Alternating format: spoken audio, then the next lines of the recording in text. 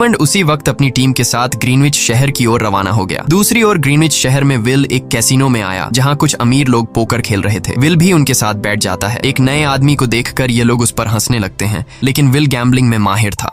आज उसके लिए अमीरों से पैसे निकालने का सबसे अच्छा मौका था। विल ने फिलिप नाम के एक रईस आदमी के साथ पोकर की बाजी खेली। फिलिप यहाँ का सबसे रईस इंसान है। उसके पास खुद का एक टाइम बैंक है जो लोगों को लोन पर टाइम देता है। फिलिप के साथ उसकी डॉटर भी बैठी होती है। यह वही लड़की है जो कुछ देर पहले विल को गौर से देख रही थी। गेम जब शुरू हो जाती है तब विल अपनी लाइफ का सारा टाइम दांव पर लगा देता है और अपनी माइंड के बदौलत वो फिलिप से 1100 साल जीत जाता है। यह देखकर फिलिप की बेटी सिल्विया विल से काफी ज्यादा इम्प्रेस हो जाती है। उसने विल को कल रात अपने घर पार्टी पर इनवाइट किया। फिर अगली शाम विल एक नई नवेली कार खरीदकर फिलिप की पार्टी में जा पहुंचा। वहीं पार्टी के दौरान विल और सिल्विया डांस करने लगते हैं और सिल्विया मन ही मन विल को दिल दे बैठी। वो अपनी दिल की बात विल से करने ही वाली थी कि तभी टाइम कीपर रेमंड अपनी टीम के साथ वहां पहुंचता है और विल को पकड़ लेते हैं। विल को खूनी समझकर सिल्विया भी उससे नाराज हो गई। रेमंड ने सबसे पहले विल का सारा टाइम उससे छीनकर सिर्फ 2 घंटे दिए। उसके बाद वो विल को हेनरी के खून के इल्जाम में गिरफ्तार करने लगा। रेमंड विल से पूछता है कि तुमने हेनरी को क्यों मारा। विल उसे कहता है कि मैंने उसे मारा नहीं था,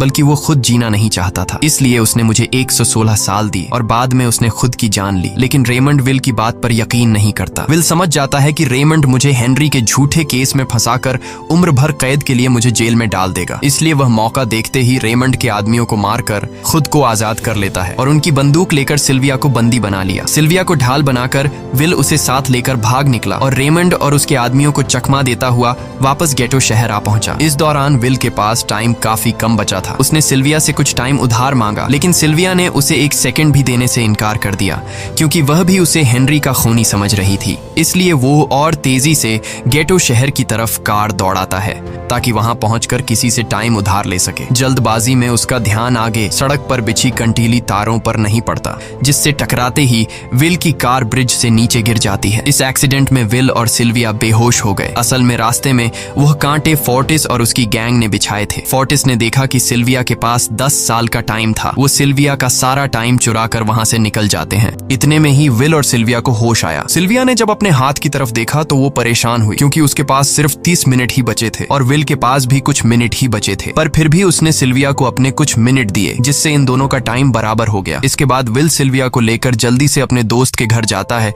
जिसे उसने 10 साल दिए थे। जब उसके दोस्त की वाइफ ने दरवाजा खोला और उसने विल को देखा तो उसने विल से नाराजगी जताते हुए कहा, तुम्हारे दिए हुए 10 साल ने मेरे हस्बैंड की जान ले ली। उसने सारा टाइम शराब में उड़ा दिया, जिससे उसकी मौत हुई। ये सुनकर विल मायूस हो गया, लेकिन अब इन दोनों के पास भी ज्यादा टाइम नहीं था। अगर यह दोनों जल्दी से कुछ नहीं करते तो इनकी भी मौत पक्की थी।